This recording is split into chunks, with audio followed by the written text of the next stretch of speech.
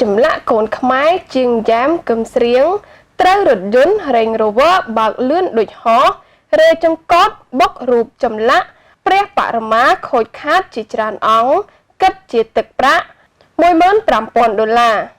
រថយន្តរែងរវើបើកបរនឹងរួមដំណើរដោយបុរស 3 នាក់ធ្វើដំណើរក្នុងល្បឿនលឿនដូចហោះដល់ចំណុចផ្លូវកង់មិនបន្ថយល្បឿនក៏ជ្រុលទៅបុករូបចម្លាក់ព្រះបរិមា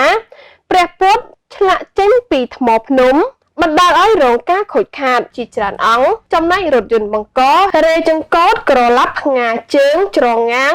ត្រមេកអូសជាង50 ម៉ែត្រទៅបុកទប់នឹងខឿនសួនច្បារពុះចែងទ្រូងផ្លូវរងការខូចខាតយ៉ាងដំណាំហេតុការណ៍នេះកើតឡើងកាលពីវេលាម៉ោង 11:50 នាទីយប់ថ្ងៃទី3 ខែវិច្ឆិកាឆ្នាំ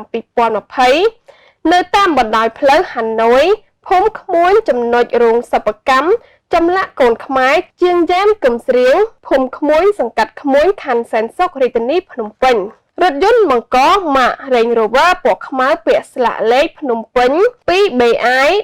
1669បើកបរនិងរួមដំណើរដោយបុរស 3 នាក់របួសធ្ងន់អ្នកបើកបរចំណែកអ្នករួមដំណើររងរបួសស្រាលយោងតាមប្រភពព័ត៌មានម្ចាស់សិប្បកម្មរងរបួសខាងលើបានប្រាប់ឲ្យដឹងថាមុនកើតហេតុគឺរថយន្តបង្កបានធ្វើដំណើរតាមបណ្ដោយផ្លូវហាណូយ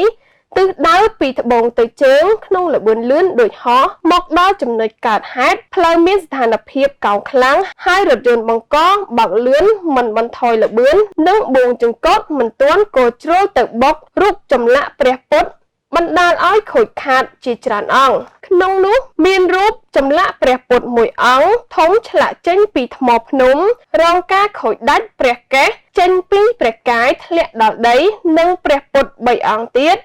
ក៏រងការខូចខាតដូចគ្នានិងរូបចម្លាក់សត្វតោមួយនិងរូបចម្លាក់លោកយាយម៉ៅមួយអង្គខូចខាតទាំងស្រុងសរុបការខូចខាតទឹកប្រាក់ខាតបង់ខ្ទង់ $15,000 ឯណោះចំណែករថយន្តបង្កបន្ទាប់ពីបុករូបចម្លាក់បណ្ដាលឲ្យការខូចខាតហើយក៏ព្យាយាមបួងចង្កូតកិច្ចទាំងបង្ខំបណ្ដាលឲ្យរថយន្តបង្កក្រឡាប់ផ្ងាជើងច្រងាំងត្រមេកអស់នឹងខ្នល់ជាង50 ម៉ែត្រទៅបុកផ្ទប់នឹងខឿនសួនច្បារពុះចែងទ្រូងផ្លូវបណ្ដាលឲ្យរថយន្តរងការខូចខាតតិចមួយកំណាត់មុខទាំងស្រុងបន្ទាប់ពីបង្កហេតុគេឃើញមានបុរស 3 នាក់លូនចេញពីរថយន្តបង្កខាងលើនោះមកហើយបុរសម្នាក់ជាអ្នកបើកបរលូនចេញពីរថយន្តបង្កខាងលើនោះមកហើយបុរសម្នាក់ជាអ្នកបើកបររថយន្តត្រូវបានបញ្ជូនទៅសង្គ្រោះនៅមន្ទីរពេទ្យក្រោយកើតហេតុរថយន្តបង្កត្រូវបានសមត្ថកិច្ចវាស់វែងយកទៅរក្សាទុកបណ្ដោះអាសន្ននៅការិយាល័យនគរបាលចរាចរណ៍ផ្លូវគោកនៃស្នងការដ្ឋាននគរបាលរាជធានីភ្នំពេញរងចាំដោះស្រាយនៅពេលក្រោយ។